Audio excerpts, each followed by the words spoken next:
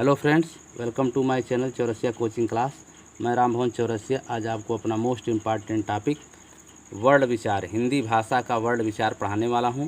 जो most important यह video होगा, चूँकि मैं आपको सर्वप्रथम हिंदी साहित्य का आदिकालीन इतिहास, उसके बाद पाली, अपभ्रंश, अवहट्ट होते हुए आपको राजभाषा और राष्ट्रभाषा में अंतर, उसकी गुण, उसकी विशेषताएँ और राष्ट्रभाषा और राजभाषा से संबंधित आर्टिकल, अधिनियम, नियम, अनुच्छेद सारे चीज़ मैंने बता दिया हूँ। अब आपको मैं जो है वर्ड विचार मतलब जो हिंदी भाषा का मूल स्वरूप होता है या जहाँ से हम स्टार्ट करते हैं व्याकरण शब्द से, वहाँ से मैं आपको वीडियो स्टार्ट कर रहा हूँ। कुछ बच्चे कह रहे थे सर आप जो है वर्ण व्यवस्था पढ़ाइए, जैसे हिंदी का वर्ण, स्वर, व्यंजन, शब्द, वाक्य, इस तरह से आप बताइए जो हम लोग के लिए भी उपयोगी हो। तो आप लोगों के मांग और डिमांड को अनुकरण करते हुए, उसका आदर और सम्मान करते हुए मैं जो है हिंदी भाषा का व्याकरण जो है आज आपको पढ़ाने वाला हूं।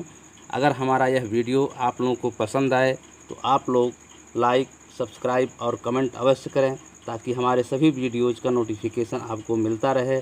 तो बिना देर किए हम अपना यह हिंदी वर्ण व्यवस्था का पहला वीडियो स्टार्ट करने वाला हूं, जो बहुत ही महत्वपूर्ण है।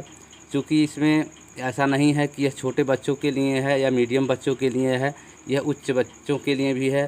जैसे TET, CTET, super TET, TGT, PGT, ETC. तो इस कारण वह बड़े बच्चों के लिए भी उपयोगी है, क्योंकि कोई भी चीज़ जब पूछा जाता है बड़े बड़े परीक्षाओं में, तो वहाँ पर छोटी छोटी चीज़ें पूछा जाता है और छोटी छोटी चीज़ों को जो है बड़े बड़े बच्चे जो अपर क्लास में होते हैं वो ध्यान नहीं देते हैं और वहीं से मिस्टेक होता है। तो इस कारण जो है यह जो हमारा वीडियो है, यह जो है primary, middle, high school, inter और उसके बाद जो है TET, CTET, super TET, TGT, PGT जो महत्वपूर्ण परीक्षाएं होती हैं देश और प्रदेश स्तर पर, उनके लिए बहुत ही महत्वपूर्ण है। तो ज़्यादा न कहते हुए मैं अपना वीडियो स्टार्ट करता हूं। तो आप यहाँ देखें, लिखा है वर्ण विचार, भाषा तथा व्याकरण। तो सबसे पहले जो है हम हिंदी का वर्णमाला पढ़ेंगे। वर्णमाला क्या होता है और वर्णमाला के बाद बोली, लिपि, भाषा, उसके बाद स्वर, व्यंजन से हम आगे बढ़ते हैं। तो सबसे पहले हम यही देखते हैं कि वर्णमाला क्या होता है, वर्णमाला किसे कहते हैं। तो यहाँ देखिए लिखा है, किसी भी भाषा के सभी वर्णों के समूहों का वर्णमाला कहते हैं। किसी भी भाषा के सभी वर्णों के समूहों को वर्णमाला कहते हैं। ठीक है, तो कोई भी भाषा हो, उस भाषा के जो वर्ण होते हैं, वर्ण माने शब्द, वर्ण मतलब जो है मिस्टेक, वर्ण मतलब होता है अक्षर। किसी भी भाषा के सभी वर्णों के समूहों, वर्ण मतलब होता है अक्षर, या उसको हम ध्वनि भी कहते हैं। तो किसी भी भाषा के सभी वर्णों के समूहों के संगठित रूप को जो है वर्णमाला कहते हैं। समूहों के संगठित रूप को, के संगठित रूप को वर्णमाला। संगठित का मतलब यहाँ यह है कि जैसे हर वर्णमाला में एक जो है क्रमबद्ध होता है, वो लयबद्ध होता है, और उनकी जो ध्वनियाँ निकलती हैं उनका भी एक सूत्र होता है, एक क्रमबद्धता होता है, एक लयबद्धता होता है। उसी लयबद्धता, क्रमबद्धता को वैज्ञानिक दृष्टि से मानक भाषा के रूप में जो है हम वर्णमाला कहते हैं। तो आप लोग समझ गए होंगे कि वर्णमाला किसे कहते हैं। तो किसी भी भाषा के सभी वर्णों के समूहों के संगठित रूप को वर्णमाला कहते हैं। वर्णमाला को और भी विद्वानों ने और भी परिभाषा दिया है, मैं उसको भी यहाँ पर बता रहा हूँ।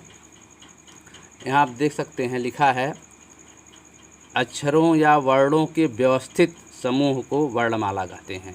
जो वर्णमाला में जैसे स्वर और व्यंजन होते हैं, तो वही कह रहा है कि अक्षरों या वर्णों के व्यवस्थित मतलब वही सुसंगठित समूह को वर्णमाला कहते हैं। ठीक है ना। तो वर्णमाला में जो भी होता है वह सुसंगठित होता है, मानक रूप में होता है, स्टैंडर्ड रूप में होता है। तो इस कारण जो है ऐसी जो व्यवस्था बना करके वर्णमाला में जो अक्षर उनके आगे पीछे क्रमबद्ध रूप में रखा जाता है, उसी को व्यवस्थित कहा जाता है।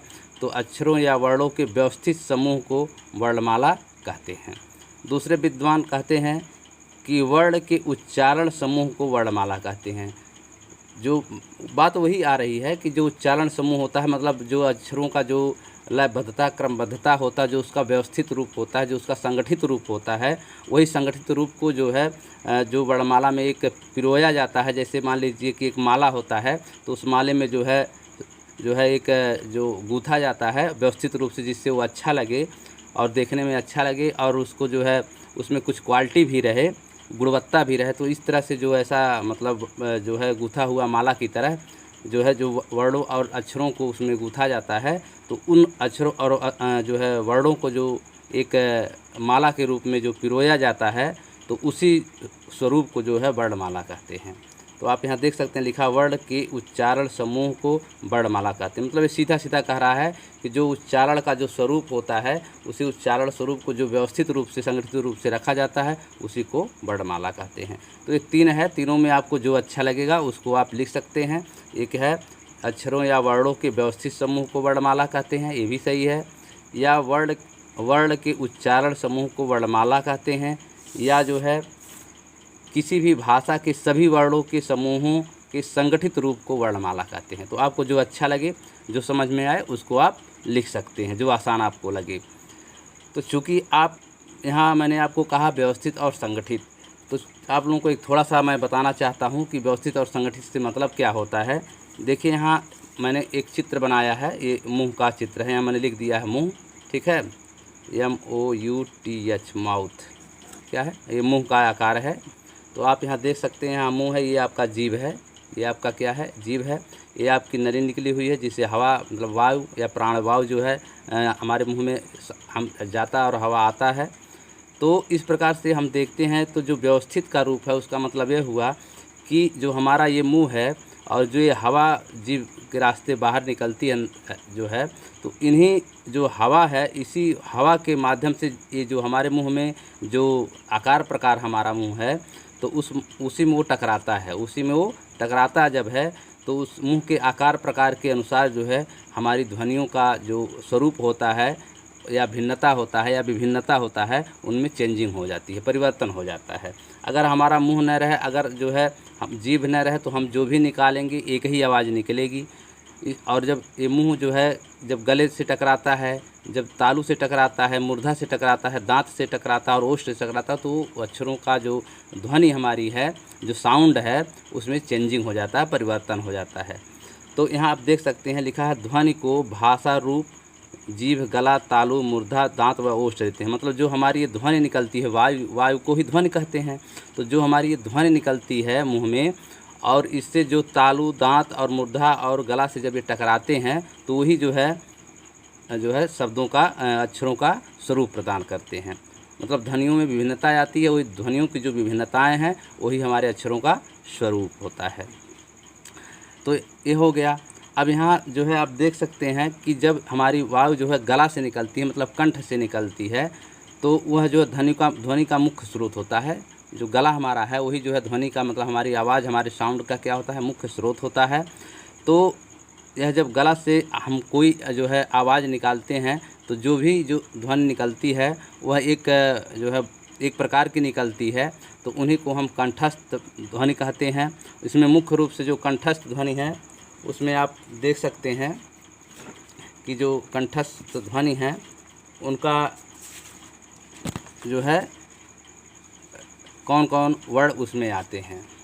तो जो कंठ से जो आवाज़ निकलती है, उसमें देखिए आप यहाँ लिखा है कंठ ध्वनि व्यंजन। तो कंठ ध्वनि व्यंजन में जो है क, ख, ग, घ, अंग और है आता है, जो गले से आवाज़ निकलती है। उसके बाद आप देखिए यहाँ पर लिखा है तालु, मतलब तालव्य। तो जब गला से हवा निकलती है, वायु निकलता है, प्राण वायु निकलता है, तो जब ये तालु से हमारे टकराता है, यहाँ से मतलब गले के ऊपर से टकराता है, तो उसको तालु कहते हैं। तो जब तालु से टकराता है तो कौन कौन सी ध्वनियाँ बनती हैं, तो आप यहाँ देख सकते हैं लिखा है च, छ, ज, झ, इया, य और बड़ा श, ठीक है, ये तालु से निकलता है। फिर देखिए यहाँ लिखा है मूर्धा। तो जब ये हमारी हवा जो है यहाँ से टकराती है, मूर्धा से टकराती है, तो जो है उस अक्षर, उस वर्ण को हम मूर्धन्य ध्वनि कहते हैं। तो वह मूर्धन्य ध्वनि कौन कौन निकलते हैं, यहाँ देखिए लिखा है मूर्धन्य ध्वनि। तो ट, ठ, ड, ढ, अड़ा और जो ये स होता है, हम लोग जिसको पठरुआ स भी कहते हैं, ये मूर्धा से निकलता है, मूर्धन्य ध्वनि होता है। उसके बाद फिर जब हमारी आवाज़ जो है दंत से टकराती है, दांत से टकराती है, तो उसको हम दंत ध्वनियाँ कहते हैं। और जब दंत ध्वनियाँ जो निकलती हैं वो कौन कौन अक्षर का निर्माण करती हैं, कौन कौन वर्ण का निर्माण करती हैं, तो यहाँ लिखा हुआ है दांत ध्वनि व्यंजन। तो वो होता है त, थ, द, ध, न और छोटा स। उसके बाद जब हमारी ये जो ध्वनियाँ हैं जो है ओष्ठ से टकराती हैं, तो उनको ओष्ठ ध्वनियाँ कहते हैं। तो जो ओष्ठ ध्वनियों का जो प्रकार है उनमें है, आप यहाँ देख लीजिए लिखा है ओष्ठ ध्वनियाँ व्यंजन प, फ, ब, भ, म, मतलब दोनों होठों से, मतलब दोनों होठों से टकराती हैं। जैसे आप प बोलिएगा तो देखिए प बोलने में प, अगर आप ओठ दोनों नहीं सटाएंगे तो जो है आपकी ये आवाज़ नहीं बनेगी, प नहीं। फ आप बोलिए, अगर आप देखिए फ बोलते हैं तो फ में अगर दोनों जो है ओष्ठ नहीं सटते हैं तो फ ध्वनि नहीं निकलेगी। तो इस प्रकार से प, फ, ब, भ, म ये जो है कौन ध्वनियाँ हैं, ओष्ठ ध्वनियाँ हैं।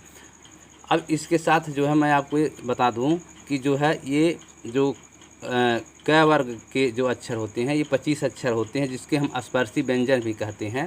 ये जो 25 अक्षर हैं ये इनको वर्गीय अक्षर भी कहा जाता है और स्पर्शी व्यंजन भी कहा जाता है। प्रश्न भी आ सकता है कि वर्गीय व्यंजन कौन कौन होते हैं, तो वर्गीय व्यंजन जो है 25 होते हैं। कितने होते हैं, 25 होते हैं। और ऐसा भी पूछ सकता है कि स्पर्शी व्यंजन किसे कहते हैं, तो भी क्या होते हैं, 25 होते हैं। तो वर्गीय और स्पर्शी व्यंजन एक ही हैं। तो क वर्ग में आप यहाँ देख लीजिए क्या लिखा, क, ख, ग, घ, अंग। च वर्ग में देखिए च, छ, ज, झ, इया। ट वर्ग में देखिए ट, ठ, ड, ढ, अड़ा।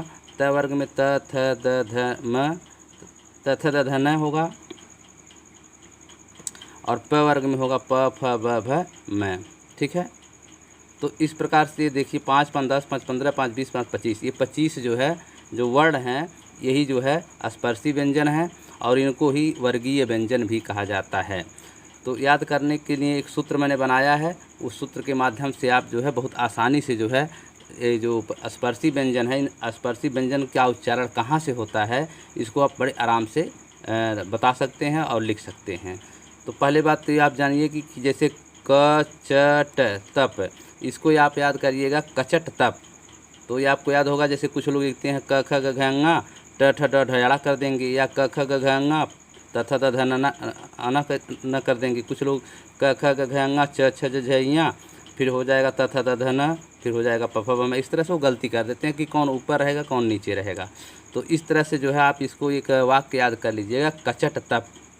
क्या याद करेंगे, कचट तप। तो कैसे हो जाएगा, क, ख, ग, घ, ङ, च से हो जाएगा आपका च, छ, ज, झ, ञ, और ट से हो जाएगा ट, ठ, ड, ढ, अड़, और त से हो जाएगा त, थ, द, ध, न, और प से हो जाएगा प, फ, ब, भ, म।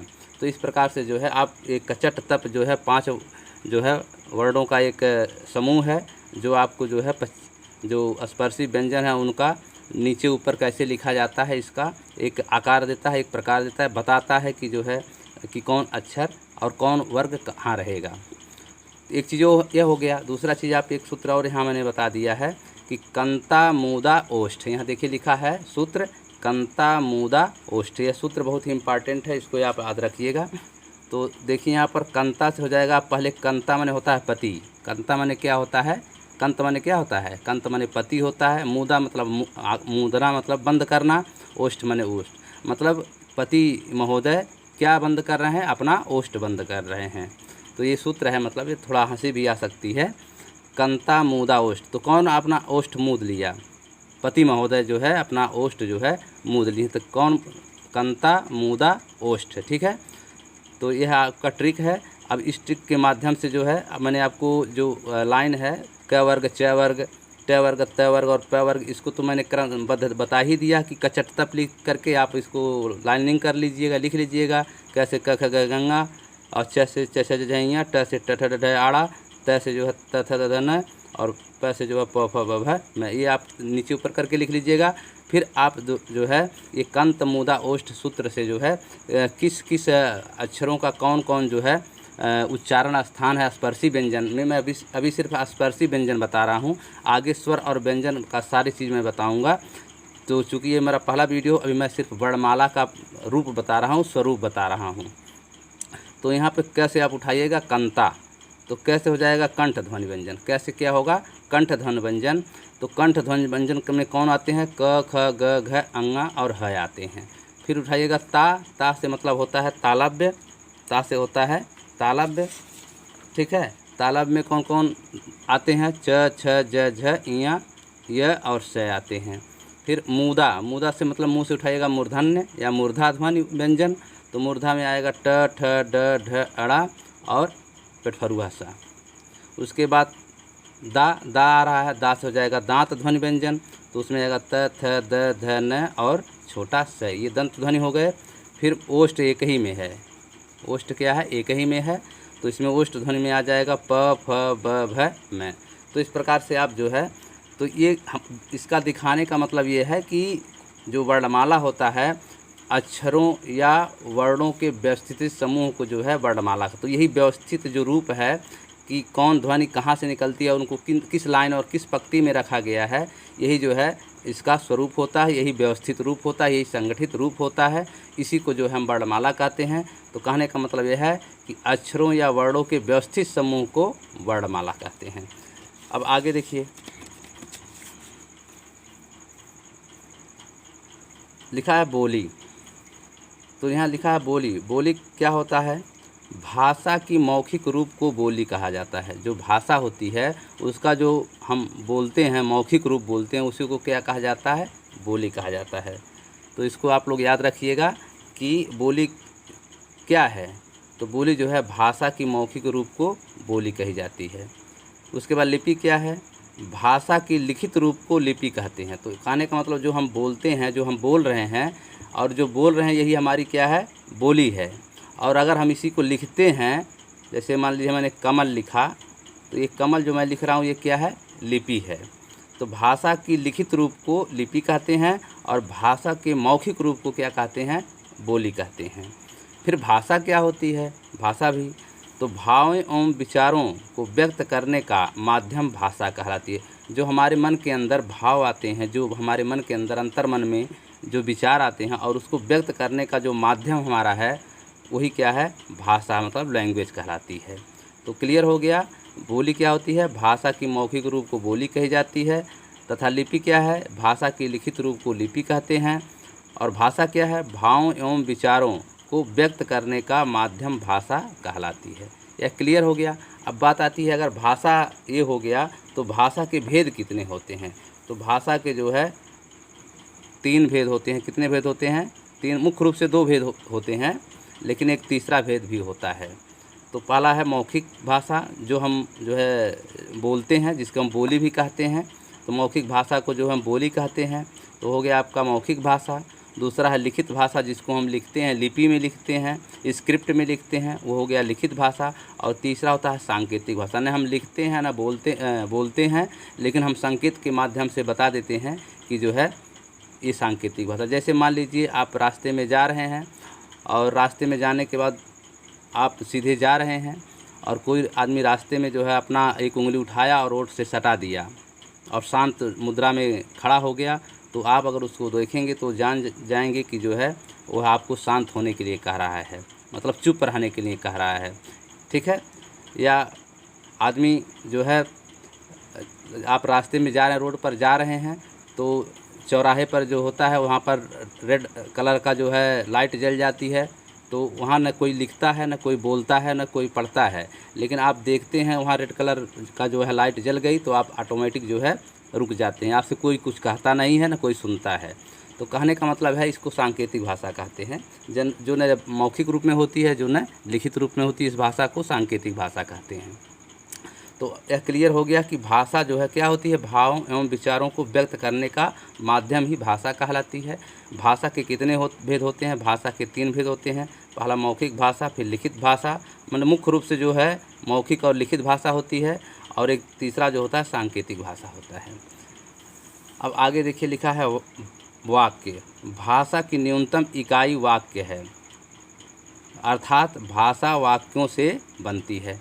तो यहाँ बात आ रही है भाषा की। तो भाषा वो आपने पढ़ा कि भावों और अपने विचारों को व्यक्त करने का जो माध्यम है वही भाषा है। तो लेकिन वह जो है उस भाषा में भी कई खंड होते हैं। तो जो भाषा की सबसे छोटी इकाई होती है, न्यूनतम इकाई होती है, वह क्या होती है? वाक्य होती है। अर्थात भाषा जो है वाक्यों से बनती है। जो हम बोलते हैं, आदमी बोलता चला जाता है, लेकिन उसमें कई खंड होते हैं। तो जैसे मान लीजिए राम घर जाता है, ये क्या है? एक वाक्य है। तो यह तो एक वाक्य हो गया। लेकिन इस प्रकार राम घर जाता है, फिर वो अपने घर खाना खाता है, फिर वो अपने घर सोता है, फिर जो है घर पर टीवी देखता है, फिर अपना गृह कार्य पूरा करता है। इस प्रकार से कई वाक्य बोलता है। तो सभी वाक्य ही होते हैं, तो खंड खंड में होते हैं। तो इस प्रकार से आदमी जो है, जो भाषा जो अपने भावों और विचारों को व्यक्त करता हो तो भाषा हो गई। लेकिन वो खंड खंड में जो है बात करता है, मतलब सेंटेंस में बात करता है। जो वो सेंटेंस है वही वाक्य है। तो जो भाषा होती है वो किससे बनी होती है? वाक्यों से बनी होती है। तो इस प्रकार से हम कह सकते हैं कि भाषा वाक्यों से बनती है, या यूँ कहें कि भाषा की न्यूनतम इकाई वाक्य है। समझ में आ गया होगा आप लोगों के। दूसरा है शब्द। तो वाक्य की न्यूनतम इकाई शब्द है। जो आपने वाक्य को समझ लिया कि जो भाषा की न्यूनतम इकाई वाक्य है, या यूँ कहें कि भाषा वाक्यों से बनती है, दोनों बातें एक ही है। उसी प्रकार जो शब्द है, वाक्य की न्यूनतम इकाई शब्द है। अगर एक सेंटेंस है, मान लीजिए राम घर जाता है, तो इसका जो सबसे न्यूनतम जो है, मिनिमम जो यूनिट है, वो क्या है? शब्द है। जैसे राम, जो ये वाक्य बना है, राम घर जाता है, तो सेंटेंस है, वाक्य है। इसमें जो राम है, जो घर है, और जो जाता है, और जो है, इस 4 शब्दों से मिलकर के बना है। राम घर जाता है, कितने इसमें शब्द हैं? राम घर जाता है कितने शब्दों से मिलकर बना है? 4 शब्दों से लेकर बना है। अथवा देखिए, मीरा गाना गाती है, ये क्या है? सेंटेंस है, वाक्य है। इस वाक्य में कितने शब्द हैं? 1, 2, 3 और 4। तो जो है, दूसरे शब्दों में कह सकते हैं कि वाक्य शब्दों से मिलकर बनते हैं। क्लियर हो गया?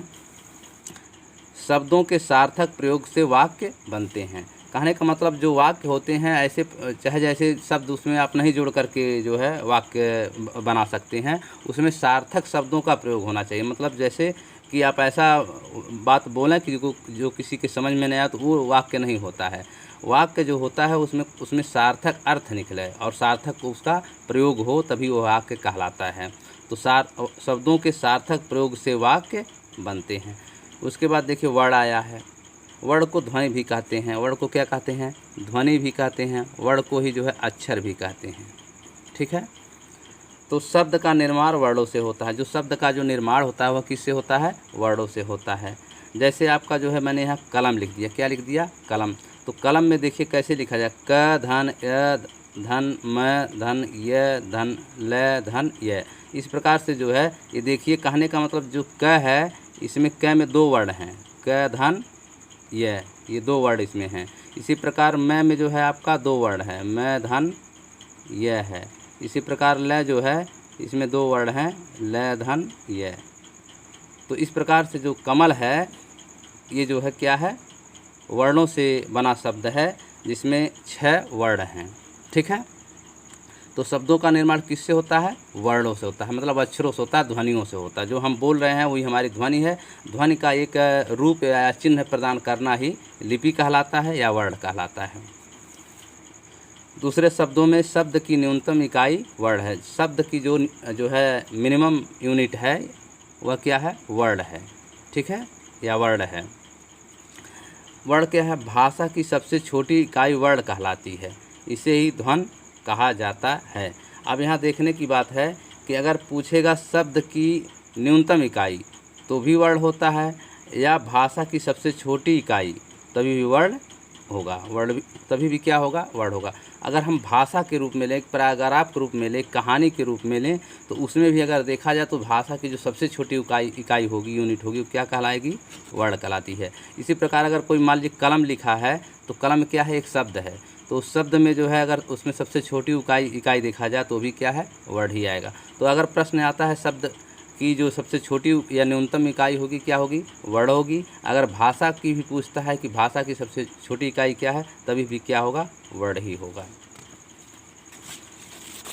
इसके बाद यहाँ देखिए लिखा है, छोटी से छोटी वह ध्वनि जिसके और टुकड़े या खंड नहीं किया जा सकते, उसे वर्ण कहते हैं।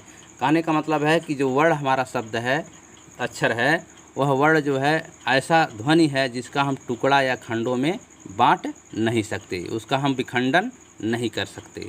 तो छोटी से छोटी वह ध्वनि जिसके और टुकड़े या खंड नहीं किया जा सकते उसे वर्ण कहते हैं। जैसे आपका ये राम लिखा हुआ है, तो राम में देखिए क्या है, र धन या मैं धन य, मतलब राम। तो अब ये जैसे ये राम है, तो राम में देखिए रा जो है उसमें दो वर्ण हैं, र धन आ, क्या हो गया, रा। उसी प्रकार मैं में भी दो वर्ण हैं, मैं धन य, इस प्रकार क्या हो गया, मैं। तो ये जो र और या और मैं और यह है, इसका हम विखंडन नहीं कर सकते, मतलब इसको हम खंडित रूप में नहीं लिख सकते। तो जो जिसका हम खंडित रूप में न लिख सकें उसी को वर्ण या अक्षर कहते हैं। अब आगे देखिए, इसमें लिखा है संक्षेप में, भाषा ध्वनियों द्वारा व्यक्त की जाती है। भाषा जो है किसके द्वारा व्यक्त की जाती है, ध्वनियों के द्वारा व्यक्त की जाती है, जिसको अंग्रेजी में हम साउंड कहते हैं। तो भाषा जो है किसके द्वारा व्यक्त की जाती है, साउंड के द्वारा, मतलब ध्वनियों के द्वारा व्यक्त की जाती है। ध्वनियों को लिखने के लिए हमने प्रतीकों या लिपि या चिन्हों का निर्माण किया। तो जो ध्वनियाँ हैं उनको लिपिबद्ध करने के लिए हमने क्या चुना, प्रतीक चुना, एक चिन्ह चुना और एक लिपि चुनी। जैसे जैसे आदिमानव का विकास होता गया उस प्रकार से जो है वह जो है अपना एक लिपि के रूप में जो है अपनी बात को रखने के लिए या अपने बच्चों को पढ़ाने के लिए या समझने के लिए, सुनने के लिए वो एक लिपि का जो है प्रयोग किया। हम लोग जो है अभी भी आप जानते हैं, अगर लोग कुछ लोग जो पढ़े लिखे नहीं रहते हैं, वो अगर जो है उनके घर कोई मतलब भैंस उससे लगती है, गाय लगती है, तो वो जो है जब दूध देते हैं, तो जब 1 किलो दूध देते हैं तो क्या करते हैं, ऐसे अपने दीवार पर जो है गोबर से ऐसे 1 लिख देते हैं। फिर जब दूसरे दिन जाते हैं तो ऐसे एक चिन्ह और बना देते हैं। फिर तीसरे दिन अगर आप ले जाते हैं तो एक चिन्ह और बना देते हैं। इस प्रकार जितना दिन आप दूध ले जाते हैं, उनके यहाँ से जितना लीटर ले जाते हैं, ऐसे एक एक बनाते रहते हैं, ऐसे ऐसे एक एक बनाते जाते हैं। ये भी क्या है, एक लिपि है। और जितना आपको महीने में जो है मतलब जो है जितना मान लीजिए कि 30 दिन का होता है महीना, 30-31 का 30 दिन आप ले गए, तो वो जो है आप जो है पढ़े लिखे लोग हम लोग हैं तो उसको इस तरह 30 लिख देते हैं। या अंग्रेजी में हम लोग लिखेंगे तो इस तरह लिखते हैं, हिंदी में लिखना हो तो इस तरह से लिखते हैं, ठीक है। रोमन में लिखना हो तो एक्स एक्स एक्स लिखते हैं। तो इसी प्रकार जो है ये भी एक लिपि है, तो उसको वो गिन लेते हैं 1 2 3 4 5 6 7 8 9 10। तो इस प्रकार से वो 30 दिन का बढ़ाएंगे, 30 दिन का गिन लेंगे और कहेंगे कि जो है आप जो है हमारे यहाँ से 30 लीटर दूध ले गए हैं। तो ये सब क्या है, एक लिपि है, एक चिन्ह है, अलग अलग भाषाओं की अलग अलग लिपि है, चिन्ह है, इसी को प्रतीक भी कहते हैं।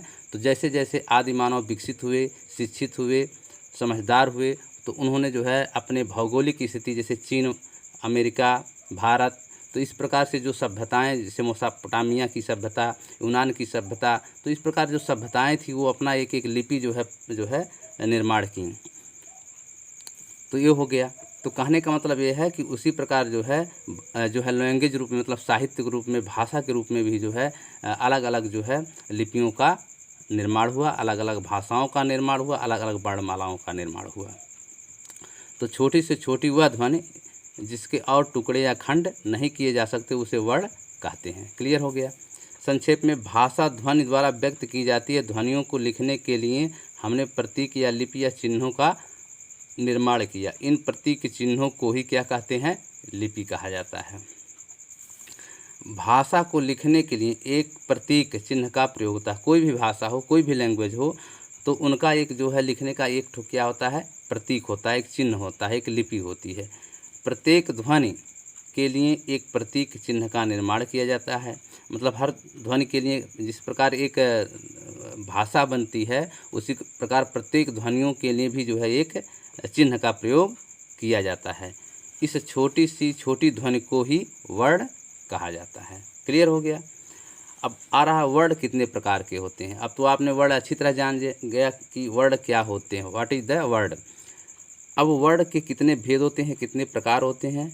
तो वर्ण 2 प्रकार के होते हैं, एक स्वर वर्ण और दूसरा व्यंजन वर्ण। अंग्रेजी में स्वर को वॉयल वर्ण कहते हैं और जो व्यंजन वर्ण है उसको कॉन्सोनेंट वर्ण कहते हैं। तो हिंदी में हम चूँकि पढ़ रहे हैं तो हिंदी में जो है स्वर के कितने वर्ड होते हैं 11। कितने होते हैं 11। और जबकि व्यंजन के कितने वर्ड होते हैं 33। यह आपको याद रखना चाहिए, बहुत ही इम्पॉर्टेंट चीज़ है कि हिंदी में कुल स्वरों की संख्या कितनी होती है 11 और व्यंजन वर्णों की कुल संख्या कितनी होती है 33। तो ये बहुत ही सीधा साधा हिसाब है, याद करने के लायक है और मैं आपको बता दे रहा हूँ, इससे आप जो है कभी भूलेंगे भी नहीं। तो आप अच्छी तरह जानते हैं कि जो हिंदी में स्वर होते हैं वो कितने होते हैं 11 होते हैं। उसी प्रकार जो है व्यंजन उसका 3 गुना होता है, 11 गुणे 3 आप कर देंगे, 11 तियाँ 33। ठीक है, तो 11 का पहाड़ा आपको पढ़ना है। अगर आपको स्वर पूछे तो 11 एकम 11, 11 गुणे 1, 11 गुणे 1 मतलब 11।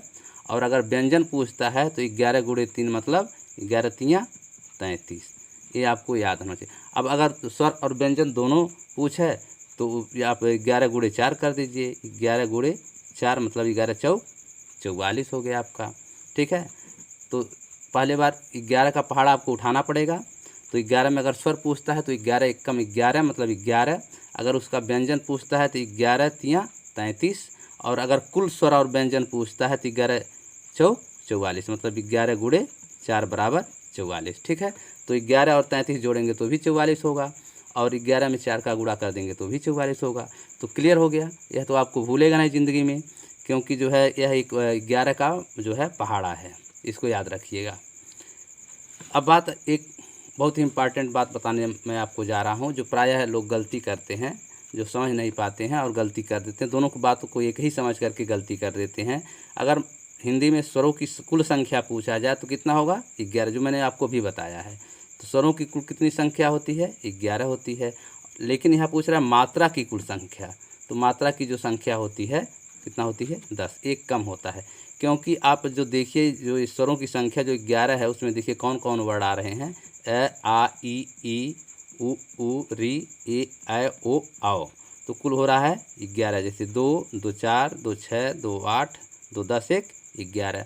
इसमें हर जो है स्वरों की जो है एक मात्रा होती है, एक प्रतीक होता है, एक लिपि होता है, एक चिन्ह होता है। लेकिन जो यह होता है इसका कोई मात्रा नहीं होती। इस यह का क्या होता है, कोई मात्रा नहीं होता है। जैसे आपका आ का ये हो गया, ई का यह हो गया, बड़ी ई का यह हो गया, छोटा ऊ का यह हो गया, बड़ा ऊ का यह हो गया, री का यह हो गया, ए का ए हो गया, इसका ऐ हो गया और ओ का ओ हो गया और औ का औ हो गया। ठीक है, लेकिन यह का कोई नहीं है। ठीक है, तो इस प्रकार से प्रश्न आता है कि स्वरों की कुल कितनी संख्या है, तो 11 और मात्राओं की कुल कितनी संख्या होगी हिंदी में 10 होगी। तो इस प्रकार से जो है आप जो है इसको जो है याद रखिएगा और बहुत ही इम्पॉर्टेंट है।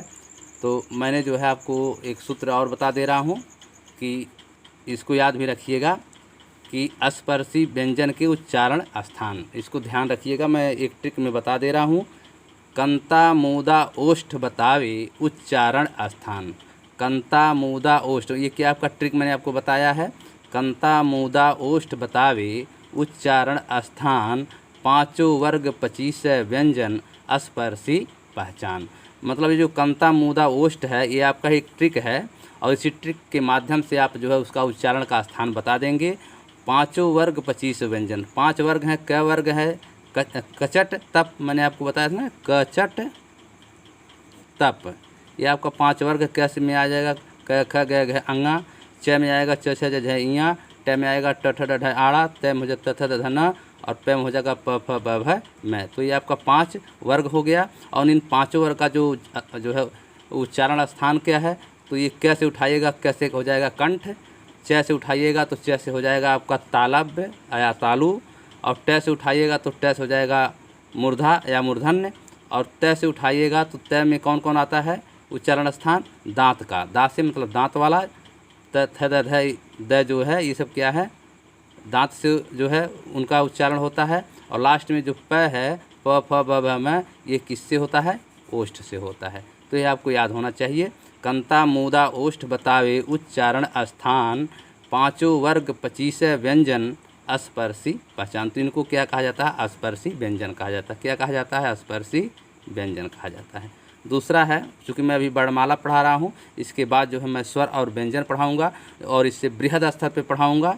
चूँकि ये पहला वीडियो है तो इस नाते जो है मैं खुलकर अभी उतना नहीं बता पा रहा हूँ, लेकिन जो है इसके बाद जो है स्वर और व्यंजन को मैं खुलकर पूरा अच्छी तरीके से बताऊँगा।